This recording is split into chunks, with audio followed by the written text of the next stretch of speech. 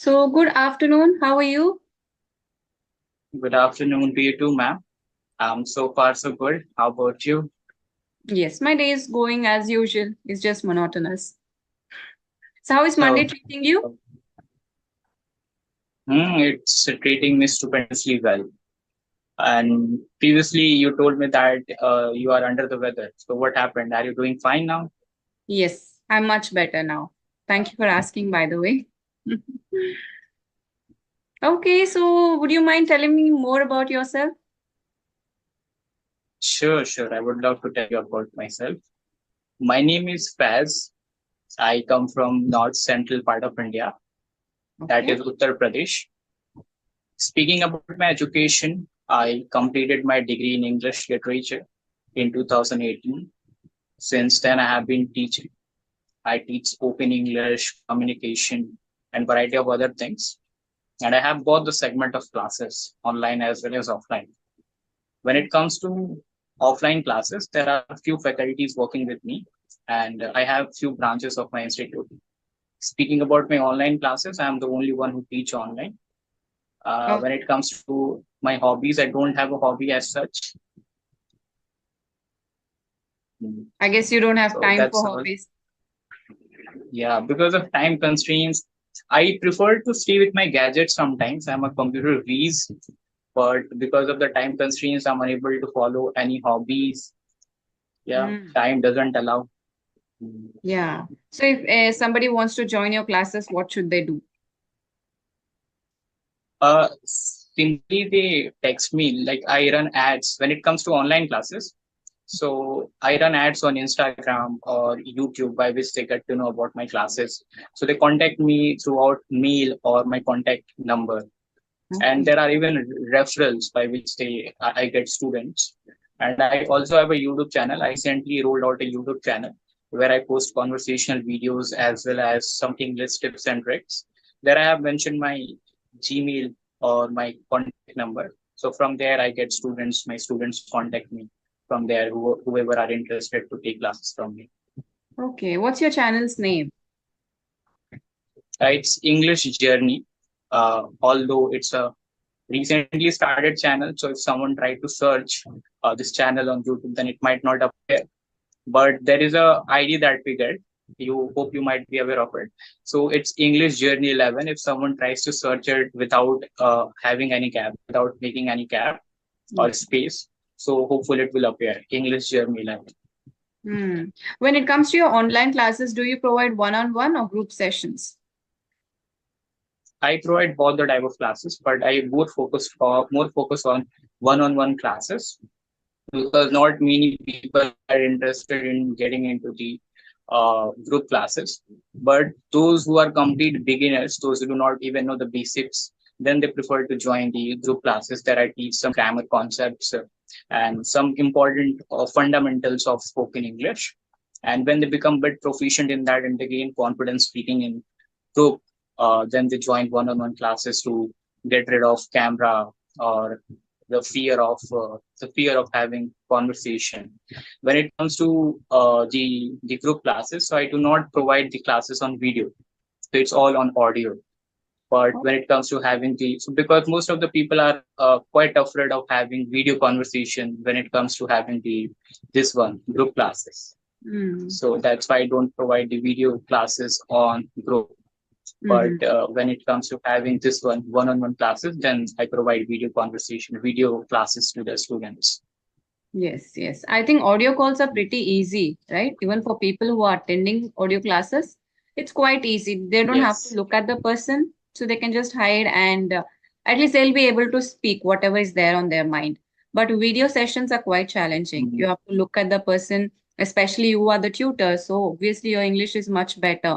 So it is intimidating, right, to talk to a person who is more fluent as compared to you. Yeah, certainly, yes. I agree with this fact that most of the students prefer to join this one-on-one classes because then they get to learn more than the group classes. Definitely. Because it's obvious that we are unable to give time to every person who are in the group class. Yes, and the Yes. only constraint is that if you are giving one-on-one, you cannot accommodate a lot of people during the day. It's like, and it Mhm. is also quite tiring because one on one, you have to keep talking to the person for whatever duration, 20 minutes, 30 minutes. Then you kind of need a break. So you can't teach many Yeah. people in a day. Mhm. That's why I'm unable to give a lot of one-on-one sessions because I have to manage my offline classes as well. So I spent 2 or 3 hours in the offline classes, and most of the time goes into this online classes too. So this is Mm. how I reconcile both the thing. On an average, during the day, how many hours you give to teaching? It it's about 9 hours per day because I have to manage of this one online classes 6 hours to online classes, and then this offline classes takes my 3 hours. So on an Mm. average, it takes my almost 9 hours per day. And today I've got a time because one of the session was about to be held at 3:30. But I thought of having a session with you. I saw some of your videos on YouTube and I wanted to have a word with you. So because of that, I made a mail to you to have a session with you. And Okay. then I dismissed the session and rescheduled the session at 4 p.m. So till 4, I'm quite free to have a session Okay, that's nice. So by the way, I forgot to. along with your classes and YouTube things. So you reconcile three things at the same time. Yes, I try to, set my priorities right.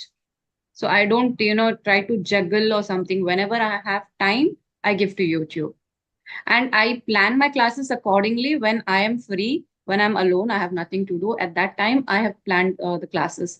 So hardly 3 or 4 learners in a month I teach. So YouTube conversations Oh. are quite, they take around 20-30 minutes conversation. So I think it is okay. It's okay. It is difficult, but I am not trading my peace of mind for that because I'm not concentrating more on it. It is just for, utilizing my time constructively. That's all. It is like a part-time work come hobby for me. So that's it. Hmm. Right. So out of passion, you are doing this YouTube thing, or Yeah, as a side hustle, I would say, because full time you most of the time goes into this managing your family and kids. exactly. So yeah, Yeah, it was my correct. I hobby. have seen. Yes. Continue. Yeah, it started as a hobby. Now it is turning into a passion. So let's see. Mhm. Yeah, it's booming. I saw your channel that in a short span of time, I saw that has grown a lot. A few months before, I saw that you had 20K subs, and recently when I saw the channel, it has hit up to 36 or something, I guess. Right now, I So guess it it's is growing 32. up with a 32. Okay, my Mm. bad. So it has hit up to 32 subscribers. So it's growing up like a skyrocket. So it's going with a good pace. Lucky enough. Yeah. And no, So, it's not only about luck, but you're also putting efforts for your YouTube channel too. I saw that people rolled out their channel, but they are not quite consistent. Even when it comes to me, I'm not quite consistent on my YouTube channel because obviously I told you there are priorities that I have to manage. But yes. and I tend to think that I am the only one who has to manage so many things. But even you manage more things than me. You have three things or more than the three things to manage at the same time. But still, Mm. you are quite frequent, consistent about your YouTube channel. Yes, yes, because I started uploading every single day. So it became a habit for me. So it is kind of incomplete when I do not upload a video on some day because then I don't get comments and I'm not checking my YouTube studio often. So my day feels incomplete. So it is kind of nice. It is thrilling for me to upload a video every single day and look for reaction, look forward to people's comments because this is what I'm doing right now. So I'm just giving my 100% to it. Yeah, yeah, that should be admired. You're putting your all efforts for your YouTube channel for the sake of people's improvement. People derive learnings, education from your YouTube videos. So it should be admired and should be appreciated for it. Thank you so much. So I Mhm. wanted to ask you, is there some British Council exam or something of that sort where you checked your level of English? Yeah, like there when it comes to IELTS judgment, there are six levels. Hmm. You might be aware of this A1, A2, B1, B2, C1, C2 type of. So there are Yes, these six yes. categories by which one can judge, one can assess a level of English, right? That is the British So Council exam, right? yeah, see, I'm not sure about it is conducted by British Council or what, but IELTS does this. Like when someone goes for IELTS examination, so it happens in this manner. So there are six categories into that, and one can judge or assess the level of his or her English by sitting in the examination of IELTS. Okay, so there are four modules in IELTS examination. You might be aware of it. So I have one given when IELTS. one is able, amazing, amazing. So when one is able to qualify or able to get at least six band in Yes. all the bands in all the modules, then he is at least he qualifies the minimum least criteria of getting selected into any foreign university or a school. And the more bands we get, the better university we're gonna get, right? So seven bands, eight bands, just so we can assess, and they would even judge or would give the level or would give this A1, A2, B1, B2 level of English. No, but IELTS, as far as I know, judges your English based on your band, like six, seven, eight, whatever. And the British Council, when you go, it gives you like A1, A2, that is beginner. C1, C2 is like most advanced. It's like that, the British Council exam. So when I gave my exam, Uh, I got a C1, so which is like, hmm, upper intermediate type of, not C2. C2 is the ultimate one. So I got a C1. In IELTS, I got a okay. band score of 8. So I don't Oh, know. yeah, yeah, you might be right here. Are going abroad. If you are going for your studies, they will ask you for a cutoff of 6 or 6.5. I'm not sure. But if you're going as Yeah. employment, so you have to give OET. At that time, if you have a band score of 5, that's enough for them. You need not be very proficient in it. So it depends on what purpose Hmm, you're going abroad. yeah. So six is the least that almost this is the least criteria that every institute or every university demands. So one student needs to have at least six bands in almost all the four modules. Mm, Then only he'll be eligible to get into that institute or university. And if yes, one wants to work and wants to go abroad for the sake of work, then he needs to. Then the label will be more. Then he needs to opt 6.5 or 7. So it's yes, like, so there are different IELTS examination, like IELTS for studies, IELTS for work. It's like this. exactly. Yes, yes. Okay, and when you teach, what is your style of teaching? Do you stop the learner and correct at every grammatical errors they make? Because I'm asking this question because someone else asked me. If you have seen Mhm. Cambly tutors, the way they teach learners, or if you have seen their sessions, they do not stop the learner every single time they are making some grammatical issue. They focus more on conversation, communication, and they are kind of different. They're friendly and they just take it as a chit chat. So they just encourage talking there. But when it comes to Indian tutors, we during our like classes when we teach, we stop and we focus more on grammatical errors. We focus more on accuracy. So which side are you and why? Which one's better? Yeah, it varies. It obviously varies. It depends on the student and agenda, the reason of the student. If the student is preparing for the sort of examination like IELTS and all, or if the student is preparing for just want to learn the basic English to communicate, in order to have chit chat conversation with the friends and family, then I do not interrupt, I do not intervene and rectify his mistakes. I prefer to let him speak as he wants. And I do a simple thing that I said with my laptop or by opening MS Word. So wherever he makes mistake, I simply type the mistakes wherever he makes mistakes. And at the end of the session, I rectify his all mistakes. So like he made a mistake here and there. This is how I rectify. So this is, but in case if someone does not want me to rectify, then I do not really rectify. I let him speak as he wants because he only wants to gain confidence. So initially, it's obviously not a good idea to rectify or keep on interrupting someone if his prime motive is to only gain confidence. Because the moment we start rectifying, start interrupting, then he will lose his confidence. That's why I do not keep on interrupting, keep on rectifying it every single way. So this is the two ways or the two possibilities.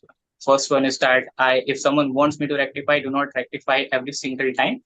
I rectify him at the end of the session, and I note down every single mistakes on in MS Word.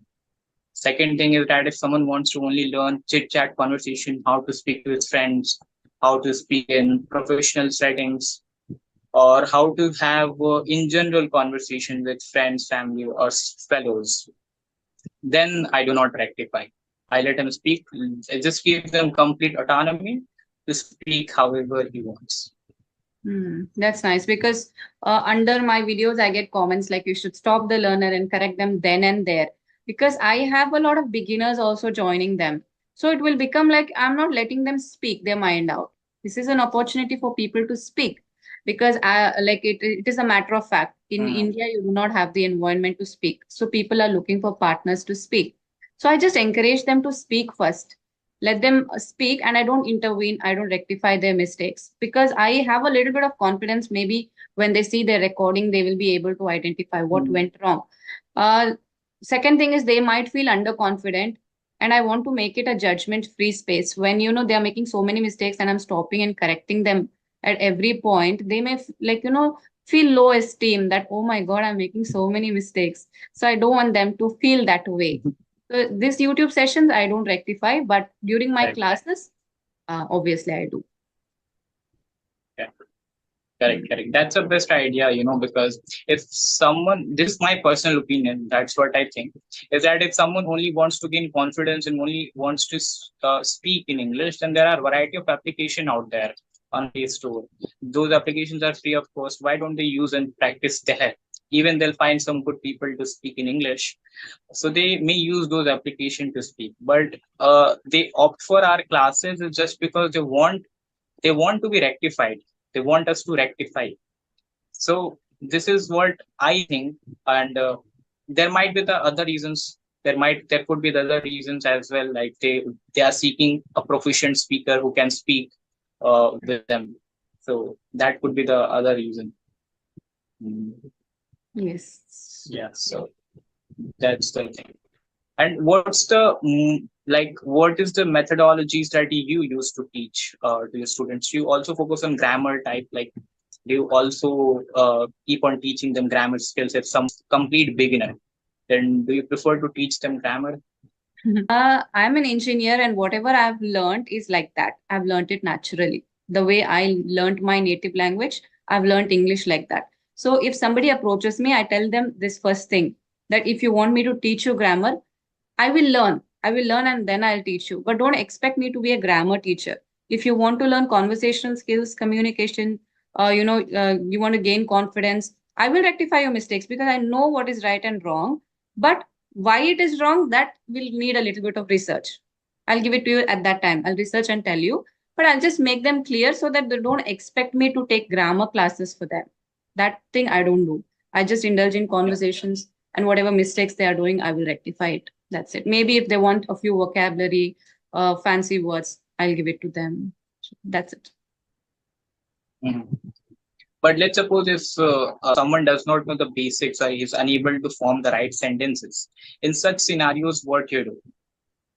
I will tell them this sentence shouldn't be like this. It should be like this because this is the past tense. This is present tense. Or this was happening in the past. That's why it has to be like this. Yeah. So I know the basics, but if you go too much into it, I don't know. That's what I meant. Mhm. But I'll correct them. And they're like, nowadays, nobody is an absolute beginner. They at least understand everything. While speaking, maybe they're not able to form proper sentences. So rather than telling them, teaching them from basic grammar, it is better if you correct their sentences, because while speaking you don't have to stop and think and recollect your grammar knowledge. It has to happen spontaneously. That's what I believe. So I don't try to teach them or give them gyan on grammar. I just tell them this is wrong sentence and I'll tell them the reason why. So that usually they pick it up.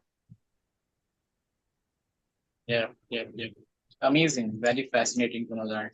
But when it comes to my classes, if someone does not know the basics of English, then I prefer to first give them idea to join the group class to clear Mm, up or polish up the grammar skills, and then move to the one-on-one class. Because obviously, that one-on-one class not going to help them, and it's 30 minutes of session would not be helpful for them, and 30 minutes of session is not sufficient to teach one grammar.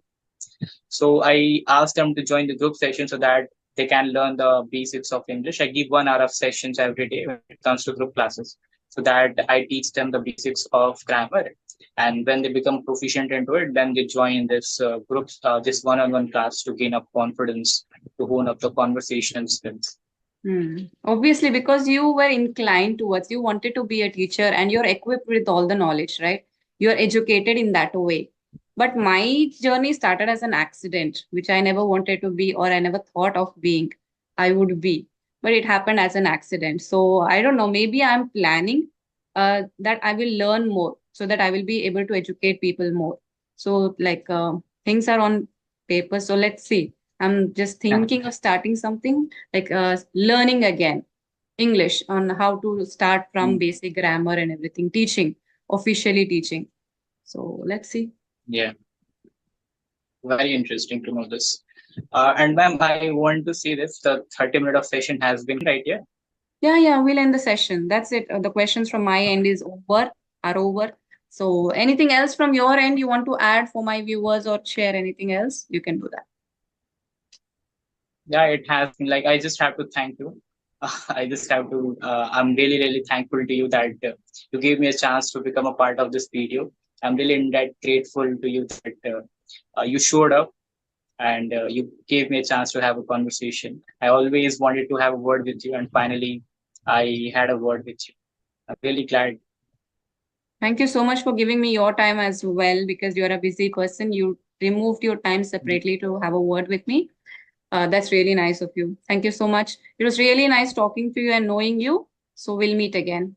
Yeah,